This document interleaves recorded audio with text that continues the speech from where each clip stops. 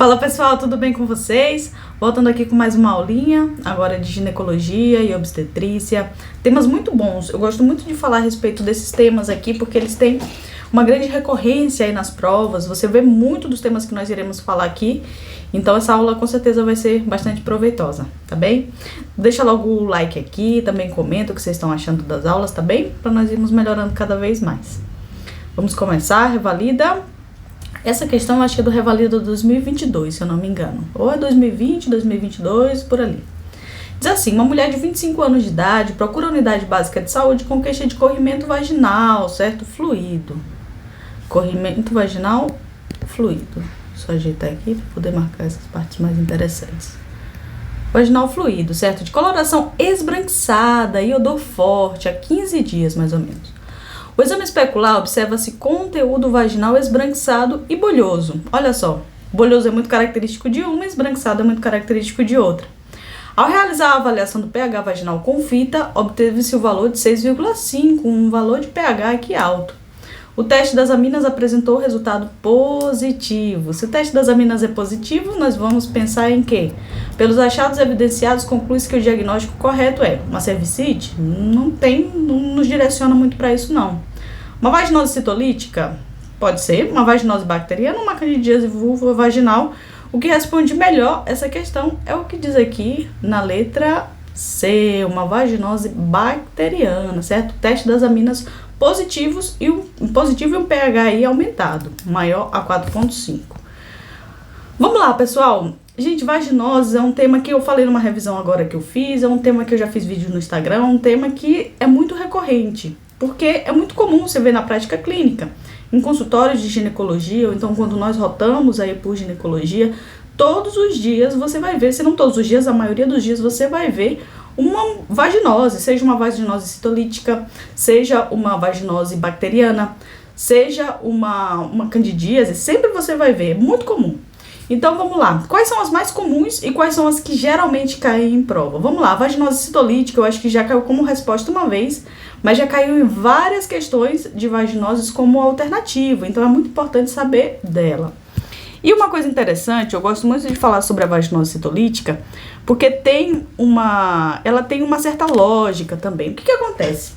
Na mucosa vaginal nós temos várias células, é todo um ambiente, uma microbiota convivendo ali, células do próprio corpo, então bactérias, lactobacilos que ajudam ali a manter o equilíbrio da microbiota vaginal. E o que acontece? Tudo em excesso faz mal. Os lactobacilos, eles estão presentes na mucosa vaginal. É importante saber disso. No entanto, quando existe algum desequilíbrio, alguma alteração hormonal, por estresse, pode ser até mesmo por tomas de anticoncepcionais, hormonais, alterações ali que vem na fisiologia da mulher, o que acontece? Esses lactobacilos, eles aumentam em quantidade. Então, se eles aumentam, eles têm um componente ali, eles produzem como metabolismo deles o ácido lático. Então, é bom essa linha de raciocínio. Por quê?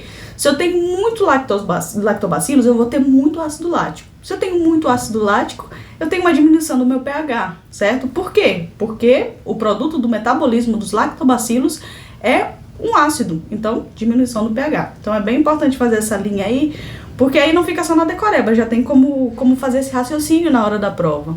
Então, o que acontece? Os lactobacilos em excesso, eles geram uma diminuição do pH justamente por isso que nós acabamos de comentar. Então, é muito importante ter esse conceito. A definição de distúrbio não se considera uma infecção, porque é da própria microbiota vaginal, causado por um crescimento excessivo dos lactobacilos, levando à produção do ácido lático e queda do pH, resultado na inflamação da mucosa. Isso aí, perfeito. Bom demais. Aumento do ácido lático gera uma inflamação. Essa inflamação vai gerar o quê? Uma coceira, um ardor na região genital. A mulher ela vai chegar com uma sintomatologia muito parecida à cândida. Nós iremos já ver quais são as características do fluxo. Muito parecido com a candidíase. Então, é muito importante saber da vaginose citolítica justamente para poder fazer esse diagnóstico diferencial. Eu já vi, não se lembro se foi uma questão ou se foi uma estação da segunda etapa, que falava o seguinte, era uma mulher que chegou no consultório falando que ela já vinha com várias vezes com candidíase de repetição, já tinha feito tratamento aí com fluconazol mais de 4, 5 vezes e não melhorava. Então, foi realizado aí o teste de chifre, foi realizado também o teste o teste microscópico aí do fluxo, e se observou um aumento na quantidade de lactobacilos vivos. Ou seja, essa mulher ela não estava apresentando uma candidíase, ela tinha uma vaginose citolítica que não tinha sido bem diagnosticada. Então é muito importante saber essas características porque é um diagnóstico diferencial bem importante em relação aos dois. Aqui, ó, o corrimento é branco, espesso, grumoso, semelhante a leite coalhado. A gente pensa em quê? Principalmente se nós vemos leite coalhado, pensa em cândida, é muito característico da cândida. Prurido e ardor vaginal se observa na candidíase também, dispareunia, dor durante a relação sexual, eritema e edema na mucosa vaginal. É muito parecida a sintomatologia com candidíase. No entanto, pode ser que apresente outra manifestação. Já vi questões também falando de uma manifestação de um fluxo mais claro, branco ali, perto do branco acinzentado, para poder fazer você confundir ali com a vaginose bacteriana. Então é muito importante estar observando esses aspectos. Nem sempre a manifestação clínica vai te dar aquele diagnóstico preciso, por isso que é importante os outros testes que nós iremos ver aqui para o diagnóstico. Diagnóstico pH vai ser menor a 4,5, como nós já vimos, é um pH ácido, e na microscopia fresco, o que será observado, o que será apreciado? Células epiteliais lisadas, por quê? Epiteliais lisadas porque existe ali uma competição entre ambos tipos de populações, os lactobacilos e as células ali que fazem parte ali da região da vagina, principalmente na região ali perto do orifício cervical externo, na região do colo. Então, existe sim lise celular das células que estão presentes. Então, você vai observar células do próprio coxo uterino, do próprio colo uterino lisadas, você vai observar um aumento também na quantidade dos lactobacilos. Numerosos lactobacilos, como a gente falou, e a ausência de leucócitos, porque o corpo não entende como uma inflamação. O corpo ele não entende que ali está tendo um micro-organismo, que ali está tendo algum tipo de alteração, ele não entende isso. O que ele entende é que está sendo mantida ali a fisiologia normal da região vaginal, quando na verdade o que está acontecendo ali é uma guerra entre duas populações, né? Como fala aqui, um excesso de lactobacilos que está competindo ali por aquela região da microbiota vaginal. Então, o que acontece? O tratamento. Vamos lá. As duchas vaginais, pessoal, elas não são indicadas, elas não são indicações. Hoje em dia, não se indica fazer a lavagem. Por quê? Porque a lavagem vaginal com as duchas, ou então até mesmo os próprios sabão, né? Os sabonetes que são vaginais, quando eles não têm ali uma adequação correta no pH, ele pode gerar ali uma alteração e pode favorecer a proliferação dos lactobacilos. Então é muito importante ter isso em mente e saber disso. Alcalinização vaginal é o tratamento, basicamente. O que acontece? Vai ser feito com bicarbonato de sódio, 5 gramas em 1 litro de água para lavagem vaginal 1 a 2 vezes por dia durante 7 a 14 dias, ou então o banho de assento, ou seja, a mulher vai fazer a mesma quantidade de bicarbonato, 5 gramas em 1 litro, e ela vai fazer o banho de assento, vai se sentar ali na bacia, como faz, por exemplo, com as hemorroidas, né, o banho de assento, que é parecido. A mulher vai sentar aqui e vai ficar aí por mais ou menos entre 2 a 5 minutos, 1 a 2 vezes por dia, também é um tratamento importante. E tratar fatores predisponentes, como por exemplo o uso excessivo de probióticos, importante, as duchas. Às vezes a mulher ela tá fazendo uso probiótico, sabe, daquelas cápsulas mesmo que se toma para ajudar aí na mucosa intestinal, para recompor a mucosa intestinal. O que acontece é que você acaba favorecendo também a presença do lactobacilos em outras regiões do corpo e também na região vaginal, certo? Muito importante isso. Tricomoníase. Tricomoníase é aquele famoso fluxo bolhoso, meio esverdeado, bolhoso. Muito importante saber também que se trata de um protozoário. É um protozoário. Se ele é um protozoário, ele é um parasita. Então, se ele é um parasita, é diferente das outras, ou seja, nós temos etiologias principalmente fúngicas, candidíase, bacteriana, que é da Gardnerella, que a gente vai ver mais embaixo, bacteriana, e temos também parasitária, tricomonas ou trichomonas, é um parasita, ok?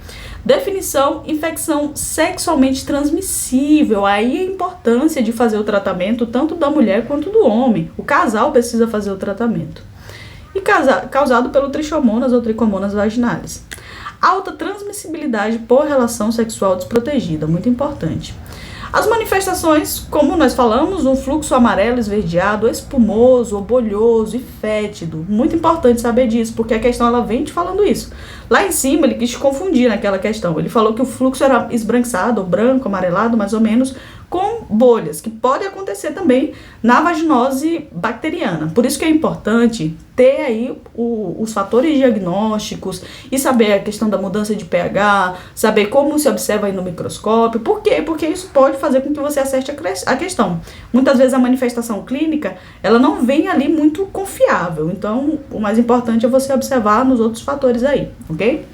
Prurito vulvar também é muito importante, a mulher vai apresentar dissúria, é uma das causas de dispareunia externa também, e nós vamos ver embaixo causas de dispareunia. E o colo em morango, muito importante, ou o colo em fresas ou em framboesa. Nós iremos ver muito característico nesse tipo de doença, ok? O diagnóstico, nele nós iremos observar, isso aqui é importante nós sabermos. O pH maior 4,5 e o teste das aminas vai dar positivo, certo? Perdão, o teste das aminas é em outra. Perdão, não vai dar positivo. Mas o pH de maior 4,5 já é algo que a gente já consegue pensar. Por quê? Porque nós temos que a Trichomonas ou a Trichomonas vaginalis, ela tem um metabolismo próprio, ou seja, o parasita está ali. Tem ali um parasita, tem ali uma reação inflamatória naquela região. Então, o que acontece? O parasita ele vai ter um metabolismo próprio. E esse metabolismo próprio acaba alcalinizando ali a região da vagina. A gente pode fazer um paralelo aí com a vaginose citolítica, que nós vemos que tem aí um aumento do ácido lático pela produção dos lactobacilos. Então, isso diminui o pH. Já no caso da Trichomonas, o próprio parasita ele tem um metabolismo dele. E os dejetos, ou então a forma dele de produção do próprio material dele, isso gera um aumento aí na mucosa vaginal. Ou seja, principalmente pelo metabolismo do parasita, ok? Então é bom saber esses paralelos, um pouco dessa fisiopatologia, justamente para ajudar a gente na hora do raciocínio da prova. O que acontece? A microscopia a fresco nós vamos ver aí o parasita, móveis, flagelados, é possível observar a movimentação deles, inclusive. No teste rápido para Trichomonas vaginalis também se observa, o teste que não é muito disponível, mas você observa também. E na cultura de NAT ou de NAT, quando disponível, que pelo menos eu nunca vi disponível em nenhum lugar. É a cultura, basicamente, para ele, que não é muito realizado. Geralmente se faz, principalmente pela clínica, tem uma característica também, que tem um cheiro muito forte, um cheiro também que parece com de peixe morto, como embaixo nós iremos ver na outra vaginose. Tem esse fluxo bulhoso, meio amarelo, esverdeado, e também tem aí no microscópio nós iremos ver a presença aí dos flagelados, dos parasitas flagelados, fora o pH também que está aumentado. E o tratamento pode ser feito aí com metronidazol, 2 gramas via oral, dose única. Ou então, que é mais utilizado, é de 500 miligramas via oral cada 12 horas por 7 dias. Ou pode ser também via oral cada 8 horas por 5 dias. Pode usar esses dois tipos de regime antibiótico. Tinidazol se usa menos, pelo menos eu nunca receitei tinidazol, mas é dose única também, assim como o metronidazol de 2 gramas. Tratar parceiro sexual, muito importante, é uma doença de transmissão sexual, então sim, é necessário tratar o parceiro.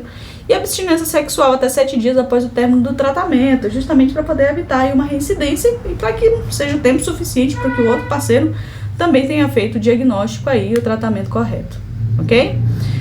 Candidíase se vê muito na prática clínica. Eu acho que das vaginoses, eu acho que é a mais comum de todas. Você vê muito caindo nas questões também, por conta da alta prevalência dela aí. Então, o que acontece? A candidíase é gerada aí pela cândida, então pela espécie mesmo da própria cândida. O que acontece? Nós temos sim a presença do fungo na nossa mucosa, na mucosa oral, na mucosa vaginal. E o que acontece? Também por uma desregulação, alterações hormonais, estresse, alterações fisiológicas, uso de anticonceptivos orais, uso aí de hormônios. O que acontece? Eu tenho um aumento aí da proliferação das hifas, ou então do fungo, da candidíase em si, ok? Então, o que acontece? Qual a definição? É uma infecção causada pelo fungo do gênero Cândida. Mais comum é a Candida albicans, certo? Candida albicans na região vaginal é a mais comum, que fazem parte da microbiota normal, mas podem proliferar por conta de infecções e causar infecções, perdão. As manifestações clínicas, corrimento branco, espresso, grumoso, semelhante a queijo cottage ou a queijo coalhado, muito parecido com o que nós vimos na questão acima. Isso aqui é muito importante. Quando nós vimos queijo coalhado, a nossa cabeça precisa ir principalmente para a cândida, mas lembrando que o que vai definir de fato são as outras características ali do diagnóstico. Prurido muito intenso. Quem já teve candidíase sabe, é uma coceira tremenda, coça muito. Importante saber que ela também não é de transmissão sexual e ela muito associada a jovens, a adolescentes, ali no começo nas primeiras menstruações, logo na menarca, ali nos primeiros meses, é muito comum você observar ali em pacientes adolescentes. Ardor e eritema vulvar, é muito interessante que sim, se observa que tem ali um certo edema, um eritema, a mucosa está muito irritada, dispareunia, uma das causas de dispareunia externa, e dissúria também, por conta da inflamação local.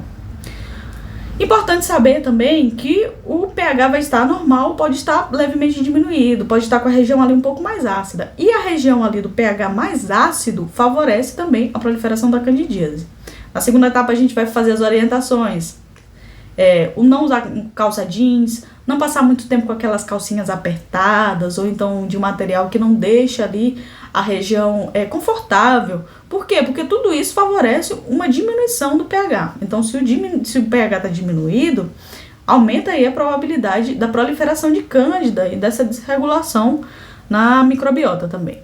Na microscopia, vamos observar levaduras e pseudohifas. Na cultura, é mais difícil ter aí disponível, é mais clínico o diagnóstico.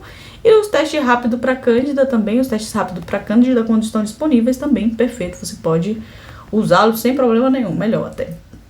E nós sabemos aí que o tratamento, ele é por antifúngicos, pode ser tópicos, clotrimazol, miconazol, ou até mesmo anistatina. O que mais se usa são esses dois, clotrimazol e miconazol, mais o clotrimazol até. Por 3 a 7 dias, pode indicar por 5 dias também, tranquilo, sem problema. E o de principal eleição, que tem uma usabilidade muito boa e tem uma boa aderência terapêutica, é justamente o fluconazol de 150 mg, via oral, dose única, pode repetir até 72 horas se os sintomas persistirem. E é bom você falar para a mulher, olha, você vai tomar fluconazol, ou seja, um dia, sem preferência de horário, melhor depois de alguma refeição, toma o fluconazol via oral, nas primeiras 24, 48 horas, pode ser que os sintomas persistam um pouco. Se você perceber que a partir de 3 dias persistem os sintomas, toma mais uma dose, ok? Mas só essas 2 doses por agora. Se vê que existe uma persistência, é necessário voltar para o médico para poder observar se não é algum outro tipo de vaginose, certo? Tratar fatores predisponentes, como diabetes, muito importante. Se a paciente usa antibióticos, se usa imunossupressores, se ela usa anticonceptivos orais, se ela usa algum outro tipo de medicação que podem ter aí uma repercussão hormonal, se ela tem alguma síndrome do ovário policístico. Muito importante saber esses detalhes, porque tudo isso pode gerar aumento ali na propensão de ter uma candidíase. Vaginose por Gardnerella vaginalis, muito importante, que foi a nossa resposta lá de cima e a última das vaginoses mais comuns que nós iremos ver aqui. Gardnerella vaginalis, ela ocorre também por um desequilíbrio da microbiota vaginal. Muito importante saber que ela não é de transmissão sexual, que muita gente se confunde. A única que nós vimos aqui, que é de transmissão sexual, que é necessário tratar o parceiro, é a da trichomonas ou da trichomonas vaginalis, certo? Redução dos lactobacilos e crescimento excessivo de anaeróbios, sendo a Gardnerella vaginalis a bactéria mais associada. São outros também anaeróbios que fazem parte aí da mucosa que podem ter um sobrecrescimento, mas o mais comum de todos é a Gardnerella vaginalis. Lembrando, pessoal, que das vaginoses nós estamos falando ali, ó, do colo uterino para frente, para fora. Nós não estamos falando do colo uterino para dentro. Colo uterino para dentro, nós iremos ver outras doenças, iremos ver a cervicite, iremos ver também as infecções mais internas, que podem dar também uma complicação importante, que é a DIP, a doença inflamatória pélvica. Isso aí nós iremos ver em outras oportunidades. No entanto, aqui nós estamos falando de vaginose, do colo uterino para fora, ok? Então, Gardnerella vaginalis é o que vai gerar a famosa vaginose bacteriana. As manifestações clínicas é o famoso Corrimento branco, acinzentado, homogêneo, fino, com cheiro de peixe, um cheiro muito característico. A mulher ela já chega falando, nossa, outro dia chegou pra mim uma moça, ela falou, eu sinto o cheiro quando eu tô sentada. Ou seja, quando eu tô sentada, de roupa, tudo normal, eu mesmo sentada eu consigo sentir o cheiro da minha vagina. Ou seja, é um cheiro muito forte. E também tem um aumento aí, depois da relação sexual, nós iremos ver também que ela é uma das causas de dispareunia externa. E geralmente é assintomática, mas pode haver prurito leve ou ardor. E é importante saber que é um fluxo importante, é um fluxo, de certa forma, abundante. E também pode vir com a presença de poucas bolhas, certo? De bolhas, como falou lá na questão. Bolhas é mais característico de Gardnerella, mas como nós vimos na questão acima, ele falou de bolhas e a questão falava de vaginose bacteriana, ok? Então, ou seja, é sempre bom ter cuidado e olhar aí para as manifestações clínicas, porque o diagnóstico vai ser mais preciso. O pH vaginal, o pH da vagina, o produto dessa bactéria, assim como lá em cima, como nós vimos aqui na vaginose por tricomonas, aqui o pH dela vai ser aumentado também por conta do metabolismo da bactéria. Ou seja, a bactéria ela tem um metabolismo próprio dela, ou seja, ela produz os dejetos e isso vai gerar o quê? Um aumento na quantidade de aminas. Se tem um aumento na quantidade de aminas, então o pH ele vai estar aumentado. E também nós vamos ter, o que a gente vai ver mais embaixo, o teste das aminas ou o teste de hidróxido de potássio positivo, ok? Muito importante, critérios de Amsel, muito, muito importante, já caiu em prova, então é muito importante ter isso aqui como critério e ter uma atenção muito importante para isso aqui, pessoal do ENAMED, principalmente, que temos poucas provas aí do ENAMED, é muito importante saber que a banca gosta de cobrar esses tipos de características no diagnóstico, ok? Bem aqui, corrimento homogêneo, certo? Corrimento homogêneo, ou seja, que não tem ali uma característica mais, ou seja, mais diferente no segmento.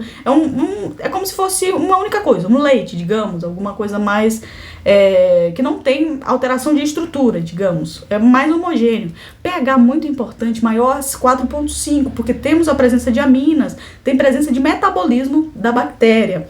Teste do hidróxido de potássio positivo também, com cheiro positivo. É aquele teste que é colocado ali na região hidróxido de potássio, ou melhor, se toma a amostra, se coloca o hidróxido de potássio ali e o médico cheira ali. Se vem aquele cheiro de peixe podre, aquele cheiro forte, então dá positivo aí o teste do hidróxido de potássio. E temos aí, muito importante, cai muito, já caiu, eu acho que caiu agora em 2025, as Clue-Cells na microscopia. Clue-Cells são inclusões celulares. Bem aqui, ó. Aqui não tá muito parecido, mas você vai ver. Bem aqui. Aqui. Isso aqui é uma célula do nosso colo uterino. O que acontece? Dentro dessa célula, você vai ver várias inclusõezinhas. Vai ver muitas inclusões. Muitas inclusões.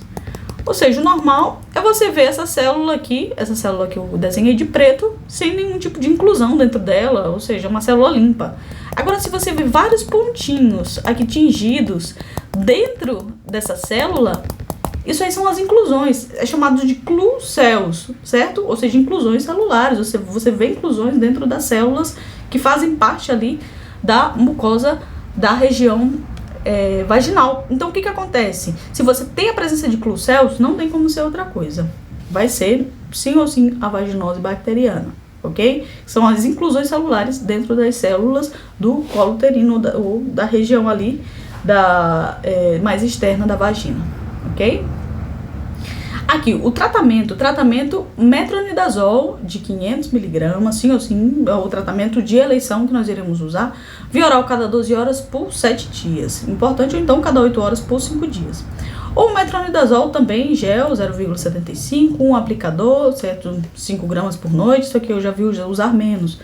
A clindamicina também não se usa muito, clindamicina de crema vaginal, é um aplicador por noite por 7 dias, tratar parceiro não é recomendado de rotina, a não ser que tenha uma reincidência muito grande, o parceiro tem ali também algum tipo de sintomatologia, mas não é muito recomendado. O que nós mais usamos, ou seja, 10 de 10, quase 9 de 10, para não dizer 10 de 10, é o metronidazol, é a droga de eleição, 500 mg cada 12 horas por 7 dias, ok? Pessoal, importante também aqui as recomendações, evitar duchas vaginais, produtos irritantes, Uso de preservativos reduz o risco principalmente de tricomonas. Retornar, se os sintomas persistirem ou se eles recidivarem. Por quê? Porque se a paciente está com um fluxo ali de leite coalhado, aquele fluxo mais branco, grumoso, a gente pensa, primeira coisa, em candidíase. É difícil você ter aí às vezes um microscópio, ou então algum meio de cultivo, assim, utilizado ali na prática para você fazer o diagnóstico. Você pensa em primeira coisa, candidíase. Faz tratamento, não deu certo, a paciente volta, você vai pensar o quê? Uma candidíase de recorrência ou então uma vaginose citolítica. Aí sim precisa aprofundar mais nos estudos. Por isso que é importante avisar a paciente aí do retorno. E gestantes tratar adequadamente, previne complicações, parto aí prematuro, complicações como sangramento também da região, complicações como inflamações, como DIP, que podem chegar a gerar complicações muito importantes. Se tem um desequilíbrio da mucosa vaginal, você pode propiciar ou pode aumentar a probabilidade de ter inflamações mais importantes, bacterianas. Então é muito importante fazer esse tratamento nas gestantes. É uma população que é muito importante ter aí em mente e fazer um tratamento adequado. Vamos lá, próxima questão, pessoal. Uma mulher de 20 anos de idade, primigesta, na 19ª semana de gestação, procura o pronto-socorro com história de febre não medida há 24 horas e queixa de dissúria, polaciúria, urgência miccional, dor lombar, olha só, o paciente já está com dor lombar e náuseas. Ao exame apresenta um regular estado geral, alfebril, frequência cardíaca de 98, frequência respiratória de 25, pressão arterial aqui já um pouco baixa, paciente desidratada, com dor à punho-percussão na região lombar direita. Diante desse quadro clínico, a conduta é: letra A, internação hospitalar para hidratação e administração de analgésicos, antiespasmódicos e antieméticos endovenosos, solicitação de urocultura e antibiograma para início da antibiótico-terapia. Letra B, acompanhamento da unidade básica, solicitação de urocultura e antibiograma para início da antibiótico-terapia por via oral. Letra C, acompanhamento da unidade básica, de atenção básica de início do tratamento sintomático e antibiótico-terapia por via oral. E letra D, internação hospitalar para antibiótico-terapia e hidratação endovenosa, administração de analgésicos, antiespasmódicos e antiemético. Muito bem, nós iremos ver aqui que é a letra D, certo? O que nós iremos fazer? Já começar com o tratamento dessa mulher, certo? Perdão, pessoal, erro na matriz. É aqui a letra A. Tira aqui. Ixi, complicou aqui. É a letra A, certo? Internação hospitalar para hidratação, administração de analgésicos, antiespasmódicos e antieméticos endovenosos, certo? E solicitação de urocultura e antibiograma para início da antibiótico-terapia. Por quê? Essa mulher ela já está de forma muito sugestiva, já é muito sugestiva aí uma pielonefrite. Então, se ela já tem uma pielonefrite, então nós já precisamos fazer aí a internação dela, porque já tem um risco muito aumentado de gerar complicações aí no parto. Nós iremos observar aqui algumas coisas interessantes a respeito da infecção do trato urinário na gestante, porque é um tema, inclusive, que caiu agora no Revalida 2025.2 na nossa prova prática. Muito importante, inclusive, pediu a prescrição das medicações que são necessárias aí para fazer corretamente o tratamento dessa mulher, certo? Então, é muito importante esse tema, porque na prática é muito comum você ver mulheres grávidas com infecção de urina e é preciso fazer o tratamento imediatamente. Não pode demorar o tratamento. Como nós já sabemos, é mais comum você ver uma grande recorrência das infecções de trato urinário nas mulheres grávidas. Por quê? Porque o próprio volume do útero, ou seja, a barriga, vai crescendo e vai comprimindo o uréter, comprime a bexiga também. Então, o que isso vai gerar? Essa compressão vai gerar uma estase de líquido, uma estase de urina. Nós sabemos que onde tem fluxo acumulado, onde tem substância acumulada, tem uma maior propensão de infecções bacterianas, ou seja, uma bactéria que acende ali, principalmente da região anal, como a Escherichia coli, por exemplo, acende ali, ela tem uma maior probabilidade, ou ela tem uma maior, é mais favorável com que ela se multiplique naquela zona de estase urinária. Por quê? Porque já que não está tendo fluxo, então ela pode se prender ali, ela pode se aderir à parede com mais facilidade, ok? Então sim, nós temos aí uma dilatação na região do trato urinário, uma estase urinária, certo? Alterações imunológicas também, até mesmo pela flutuação hormonal do estado gravídico da mulher. Então, tudo isso aumenta o risco de pielonefrites e de complicações materno-fetais também. Vamos lá, quais são as manifestações clínicas?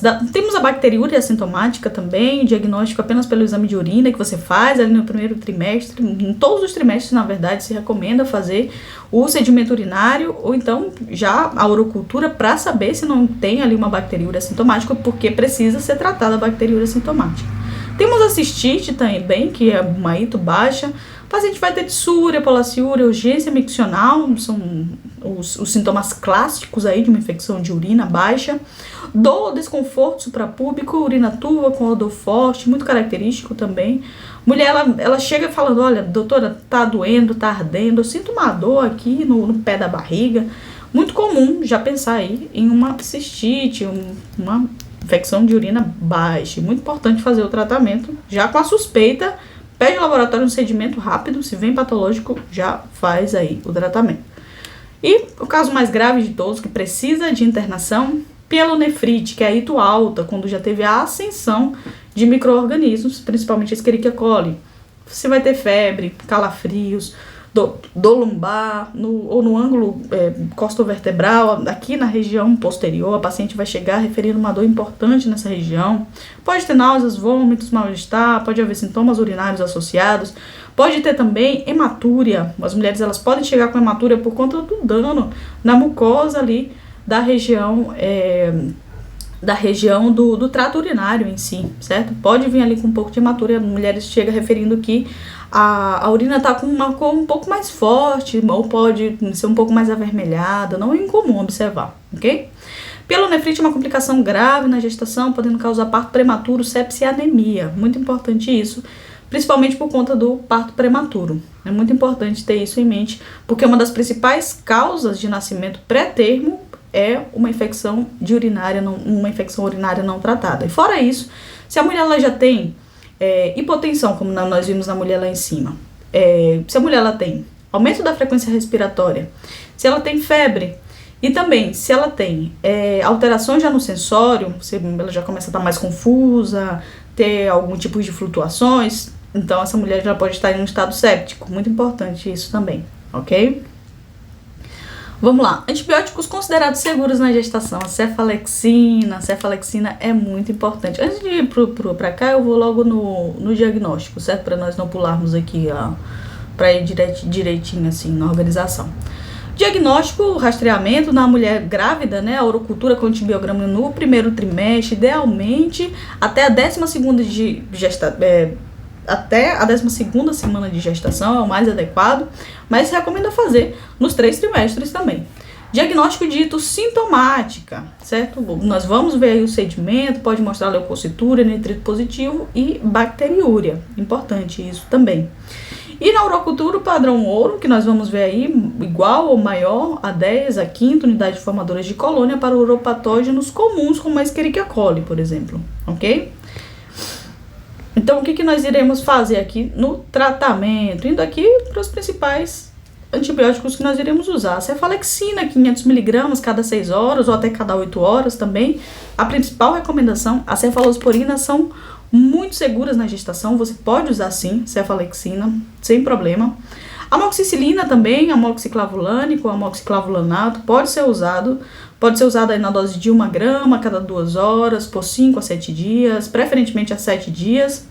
Nitrofurantoína também, evitar no primeiro trimestre próximo ao termo. Não se pode usar aí depois da 34ª. Eu não lembro se é 34ª ou se é depois da 37ª, eu tenho quase certeza que é depois da 34ª. No finalzinho também não se recomenda usar, por risco aumentado de sangramento na segunda metade da gravidez, ok? Então, nitrofurantoína é bom ter aí em mente, é bom ter aí observando, bom fazer essas observações.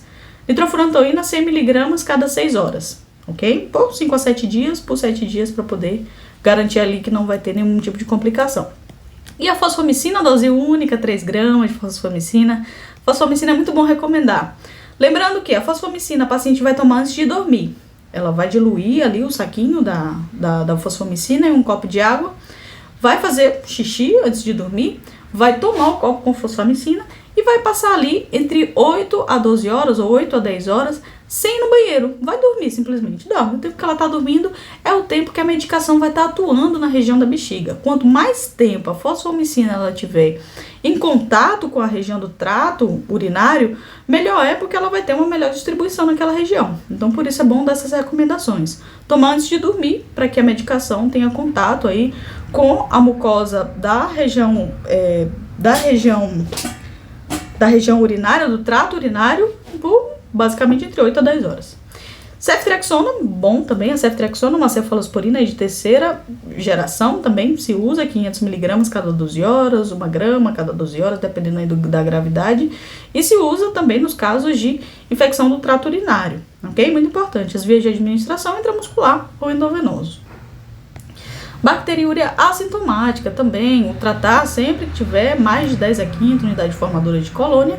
Antibióticos seguros na gestação por 5 a 7 dias, importante. Cistite, antibióticos seguros por 5 a 7 dias. Na pielonefrite, direto, internação hospitalar.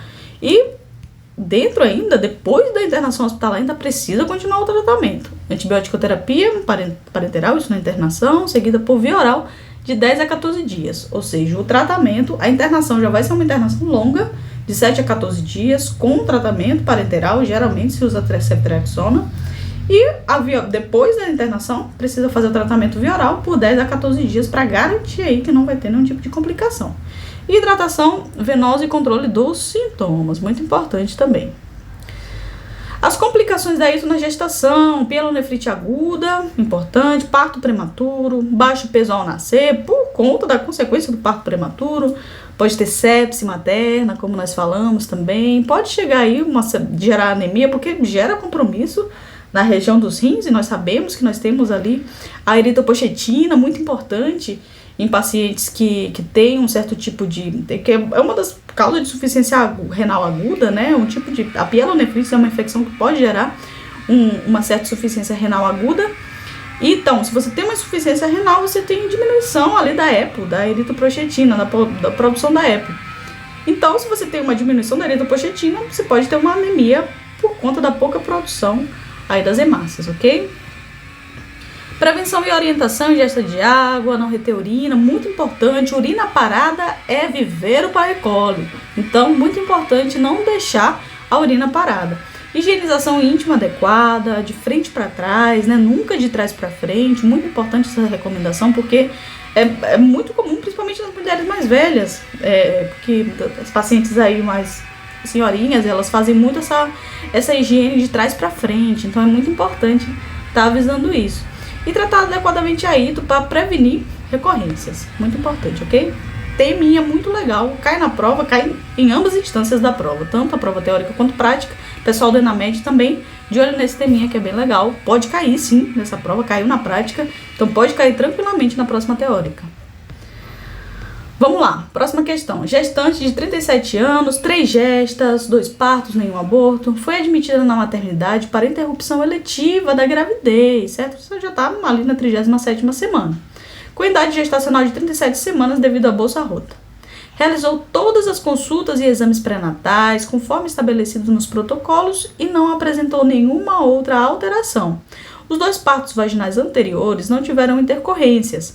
Ao exame, peso 93 kg, altura 1,60, PA de 110/70, altura uterina de 33, ou seja, batimentos cardiofetais 140, normal, ausência de sangramento vaginal. Com base na estratificação de risco recomendado pelo Ministério da Saúde, essa paciente apresenta qual fator de risco para hemorragia pós-parto? Isso aqui é interessante. E, além desse assunto, eu vou falar de outro assunto embaixo também, que já é um gancho para esse assunto. Vamos lá. Ele quer saber os riscos, paciente, qual o fator de risco para hemorragia pós-parto. Hemorragia pós-parto é muito importante, por quê? Porque pode gerar um compromisso muito importante para a vida da mãe. Nós iremos já ver embaixo certinho sobre hemorragia pós-parto. No entanto, antes de chegar na hemorragia pós-parto, nós temos fatores de risco para hemorragia pós-parto, que, como nós vemos, cai na prova também. Essa prova acho que é de 2025. Então, é possível cobrar também os fatores de risco para a mulher chegar a ter uma hemorragia pós-parto. Então, nós precisamos fazer de forma profilática algumas recomendações para a mulher não ter, para diminuir esse risco de ter uma hemorragia pós-parto, ok? Vamos lá, ele te dá aqui alguns critérios. Primeiro, idade maior de 35 anos, 2 partos vaginais prévios, a bolsa rota ou IMC maior de 35. A resposta certa dessa aqui é a letra A. E agora tem um decorebinho aqui embaixo que também é bem bacana. Da hemorragia pós-parto, os principais fatores de risco, segundo o Ministério da Saúde, que são 10 principalmente. Ah, Sara, mas é muita decoreba isso aí, mas vamos aos poucos que vai dar para entender basicamente o porquê, certo? Primeiro de todos, foi o que ele falou lá em cima, foi o que foi a resposta da nossa questão. Idade materna maior ou igual a 35 anos. Maior associação com complicações obstétricas, incluindo hemorragia pós-parto, certo? Por quê? Porque essa mulher, ou seja, o corpo dela ou melhor, a idade reprodutiva, a idade que se aconselha ter filhos é a partir de, ou seja, é até 35 anos, certo? Menores a 35 anos são as principais recomendações e é onde se considera ter uma gravidez saudável ali. Maior de 35 anos já se somam alguns fatores de risco, pela fragilidade pélvica, pela questão hormonal também, já tem uma flutuação hormonal ali, já é importante, ainda mais se a mulher já teve outros partos também, então é muito importante ter isso em mente. Então a idade materna maior a 35 anos te dá um aumento aí para hemorragia pós-parto por conta já de uma certa fragilidade do assoalho pélvico e também porque uma mulher maior de 35 anos já pode ter tido também outras gravidez anteriores, outros processos de parto, outros processos de como é que se diz? De crescimento uterino também. Então tudo isso vai gerando ali uma certa fragilidade na musculatura, no assoalho pélvico. Fora isso também, a flutuação hormonal também, o corpo já não tem uma certa facilidade de fazer a regulação hormonal ali, dessa flutuação hormonal. Então, maiores de 35 anos é bom estar de olho e é bom já fazer esse parto programado antes para evitar hemorragia pós-parto.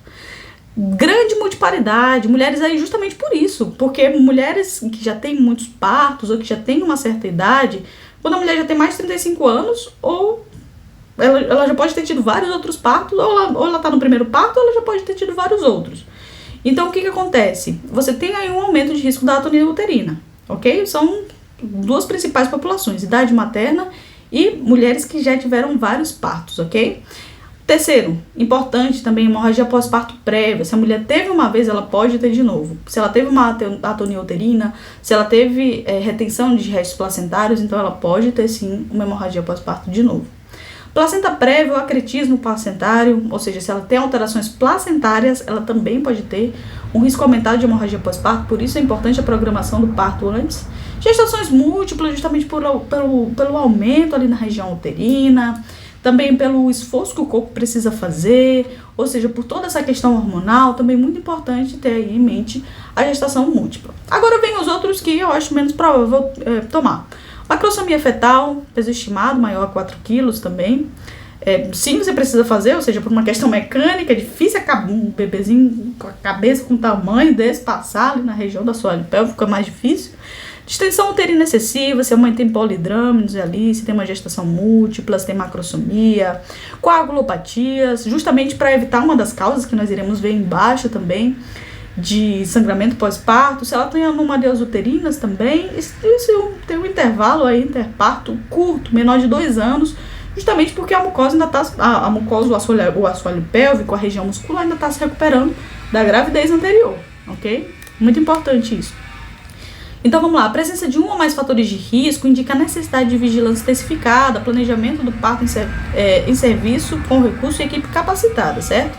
Pode ser por cesárea, geralmente se escolhe a cesárea, mas pode ser por parto normal também pela indução do parto, dependendo aí do que for conversado entre a mãe e o obstetra, ok? Teminha bem legal e, na minha opinião, assim, é bom saber os 10, claro, mas você sabendo esses aqui, já tá bom demais. Sabendo esses 5, já é importante, você já pode conseguir ir para a prova com mais tranquilidade em relação a esse tema. Ou seja, claro que é importante saber os 10, mas se você souber esses 5, já dá ali para pensar, para criar esse caminho aí conceitual dentro da cabeça, tá bem? Vamos lá, próxima questão, acho que essa aqui é a última ou a penúltima, não lembro. Adolescente de 14 anos, primípara, em puerpério imediato de parto vaginal, apresenta sangramento vaginal abundante. sem comorbidades associadas à gestação, ou seja, primípara em puerpério, paciente jovem de 14 anos. No exame ela apresentou regular estado geral, frequência respiratória de 23 por minuto, já estava um pouco taquipneica, tempo de enchimento capilar de 6 segundos, ou seja, já está ali maior a 4 segundos, frequência cardíaca de 128, está taquicárdica também, pressão baixa de 80 por 30, abdômen globoso, normotenso, útero contraído, certo? Ou seja, ela não está com uma atonia, abaixo da cicatriz umbilical, está normal o útero, sem lesões no canal de parto, parece tudo bem. Diante do quadro apresentado, assinale a opção que estabelece a conduta apropriada a ser adotada em conjunto com a reanimação. Então vamos lá, uma paciente em puerpério, uma paciente jovem que tem aí um sangramento puerperal importante.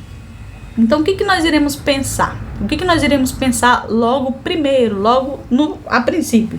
Primeira coisa que nós pensamos é numa atonia uterina, só que ele já falou aí que o útero está contraído, então se ele está contraído ele não está atônico, então não vamos pensar em uma atonia. Vamos pensar também em eventos trombóticos. A gente não sabe se a mulher ela tem algum tipo de trombofilia ou alguma alteração na coagulação do sangue. Vamos pensar também ou trauma, se teve algum trauma na região ali da vagina, ou se teve algum trauma na região ali do canal endocervical. Parece que não tem. E o último T dos 4 T's que nós iremos pensar agora vai ser a de restos placentários, certo? Que é o T de tecido, de retenção de restos placentários, que pode ser a causa dessa menina aqui, já que nós já descartamos duas, tem uma aí que pode ser, e tem outra também, que é uma indicação que ele vai falar aqui para você. Letra A, administrar 800 microgramas de misoprostol via retal, ou seja, é isso que você vai fazer para poder fazer o diagnóstico, ter a certeza do diagnóstico. Letra B, indicação de laparotomia de urgência para a esterectomia, não necessariamente paciente jovem, e tem outras causas aí, tem várias causas de sangramento uterino, sangramento pós-parto. Conduta expectante, mantendo-se a monitorização clínica? De jeito nenhum. Aqui, letra D, exame da placenta, e caso estejam presentes escavações, indicar curetagem uterina. Essa que é a nossa resposta certa, e nós iremos ver embaixo o porquê é essa causa, o sangramento da menina. Vamos lá. Quando nós falamos de causa de hemorragia pós-parto, nós iremos falar dos 4 T's, clássico, e muito importante isso aqui, e muito legal para ter na hora da prova também, ajuda bastante. Tônus, trauma, tecido e trombina.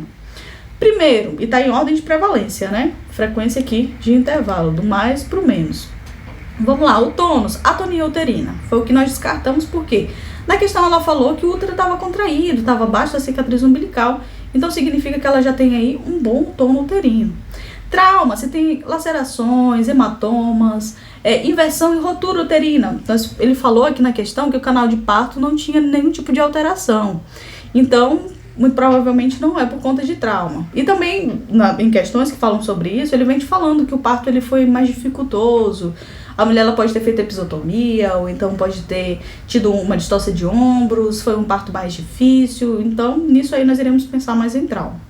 Tecido, retenção de tecido placentário, coágulos, acretismo placentário. E como nós iremos saber disso? Iremos saber disso justamente fazendo o que fala aqui na letra D. É preciso você ver a placenta, ver ali a cara fetal, a cara materna, ou melhor, ver ali a cara materna da placenta. Caso você vê que estejam presentes escavações, o que é escavações? Escavações são lacerações, são restos. Ou seja, se você vê que tá ali, não tá íntegra a placenta, tipo assim, tem um restinho faltando, tá meio cortado, você vê que tem partes faltando ali da placenta, pode ser que alguma parte dessa placenta tenha ficado lá dentro da mãe. Então, o que acontece? Você precisa fazer uma curetagem uterina para poder deter esse sangrado, ok? Para poder justamente tratar a causa desse sangrado, ok? Esse sangramento. Então, o tecido é isso, e a trombina são coagulopatias próprias que acontecem aí, ou seja, mulheres que têm alteração no fator de von Willebrand, ou então de algum dos componentes da sangue, tem trombofilia, púrpuras, então é importante saber disso. Coagulopatias congênitas ou adquiridas e uso de medicamentos anticoagulantes, também é importante saber.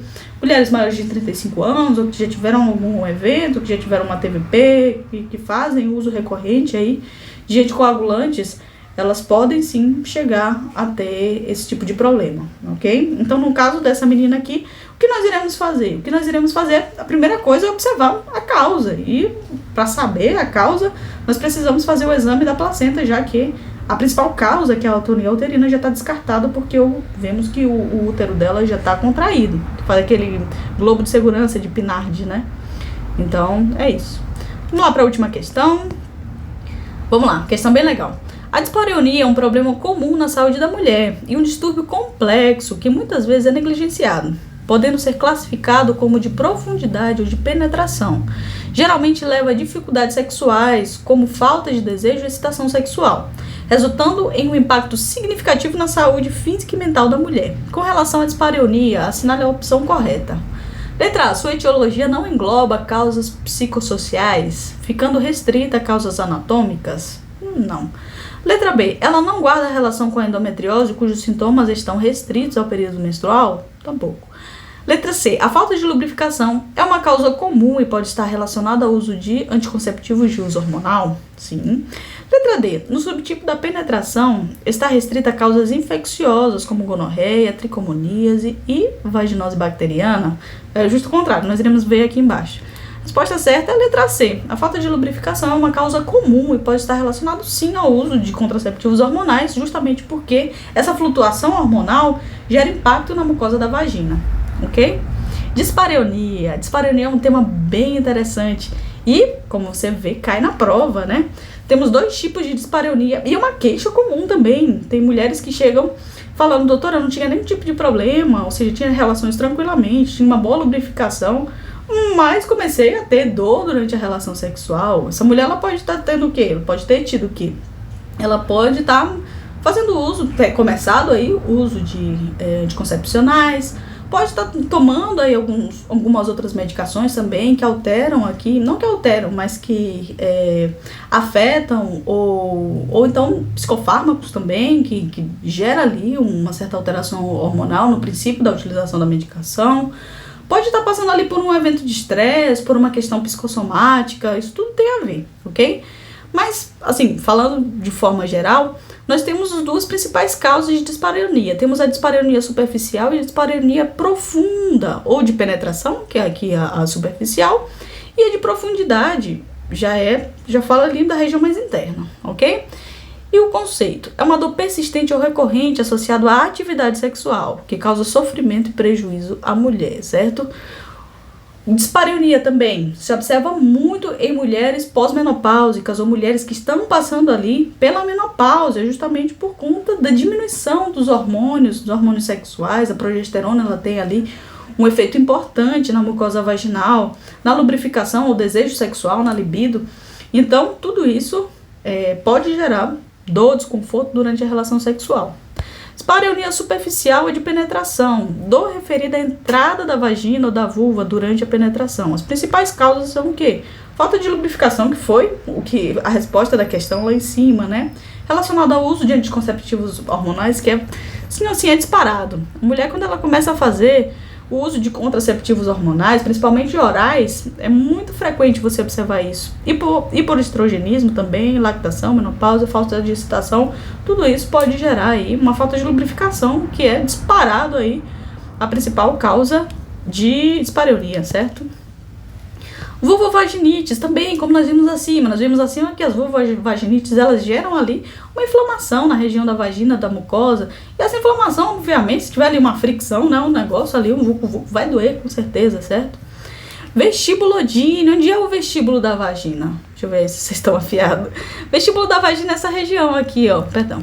Temos aqui os pequenos lábios, temos aqui os grandes lábios e os pequenos lábios, essa região aqui, ó. Vou pintar aqui para vocês, basicamente. Vestíbulo é essa região aqui, passando aí os pequenos lábios da vagina. Então, o que acontece? Às vezes nós temos uma vestibulodínia localizada logo na entrada do vestíbulo. Isso pode ter principalmente uma causa neuropsíquica, né? Uma causa psicológica, ou então pode ser até mesmo uma hipersensibilidade ali na região do local, mas mais relacionado a uma questão mais talvez a mulher já teve algum trauma, já foi violentada alguma vez. Então, tudo isso vai gerar uma hipersensibilidade na região local, certo? Então, o nome disso se caracteriza como vestibulodínia, dor localizada no vestíbulo vaginal ao toque ou à pressão. Tem mulheres que têm a região mais sensível, certo? Vaginismo, contração involuntária da musculatura do assoalho pélvico, ou seja, muito comum, um caso também que se observa muito de vaginismo. Alterações dermatológicas, líquen escleroso, líquen plano, psoriase, dermatite. Gente, parece que não tem, mas eu já vi casos de líquen plano, casos de doenças autoimunes, cutâneas, na região da vagina, que gera uma dispareunia, gera um desconforto muito grande na mulher. Muito bom estar ligado nisso também. Então, o que nós iremos pensar? A primeira coisa da dispareunia externa é a lubrificação, a primeira causa. Logo depois, inflamação, vem aí as vaginoses, dor na entrada também, a dor na entrada do vestíbulo, que nós vimos, a vestibulodínia, fatores hormonais, a flutuação hormonal, tanto quando a mulher começa a tomar anticontraceptivos orais, ou então quando está passando ali pelo período da menopausa, e a própria tensão muscular. Às vezes é necessário fazer uma fisioterapia, ou então não vou lembrar agora, que são aqueles exercícios do assoalho pélvico também, com as bolinhas. Tem um nome específico aí, eu não vou lembrar ao certo agora. Mas sim, é importante fazer esse tipo de exercício justamente para aumentar ali, para melhorar. Porque é músculo, e músculo muitas vezes precisa ser trabalhado ali para ter uma boa evolução, para que a pessoa consiga viver bem. Então, para trabalhar a musculatura ali do assoalho pélvico, pode-se fazer exercícios também, tem muitos exercícios aí também que podem ser realizados para melhorar a saúde sexual da mulher. E a dispareunia profunda também, que já são coisas um pouco mais, podem chegar a gerar alguns outros tipos de complicação. Dor referida ao fundo vaginal ou na pelve durante o coito, endometriose, causa principal, disparado, certo? É uma dor profunda, cíclica ou não, associada a outros sintomas, como dismenorreia. O mais clássico da endometriose é a dismenorreia, mas pode ter dispareunia também, justamente por conta da inflamação do tecido que está ali na região, que pode estar ali na região, isso vai gerar um incômodo. Doença inflamatória pélvica, muito importante, tanto que no exame do toque, quando nós fazemos o toque, fazemos a mobilização do útero ali, a mulher ela refere dor. Então, sim, é uma das causas aí de dispareunia profunda. Miomas uterinos também, nós temos ali um certo tipo de tecido, uma certa proliferação de tecido que não era para estar ali. Então, quando tem uma penetração, sim, a mulher vai referir dor. Aderências pélvicas são aquelas mulheres que já fizeram processos cirúrgicos, né? Muitas vezes as mulheres quando já fizeram esterectomia total. O que acontece é que tem aderências que são formadas, são cicatrizes que são formadas ali e geram um incômodo durante o ato sexual. Também tem cistos ovarianos e outras massas pélvicas que, até mesmo por uma questão mecânica, gera uma dor ali na região importante, tá certo? Deixa eu ver aqui. Na prova, lembrar, pessoal, identifique o tipo de dispareunia, se é externa ou interna, relacione os achados da questão com as causas mais prováveis e lembre-se das associações clássicas, certo? Muito importante. Pessoal, muito obrigado, thank you very much, espero que vocês tenham gostado. Qualquer coisa pode falar aqui nos comentários, qualquer observação, então qualquer adendo, pode estar falando aqui, tá bem? Espero que vocês tenham uma ótima semana, um ótimo dia. É isso aí. Vamos pra cima que vai dar certo. Beijo, fiquem com Deus.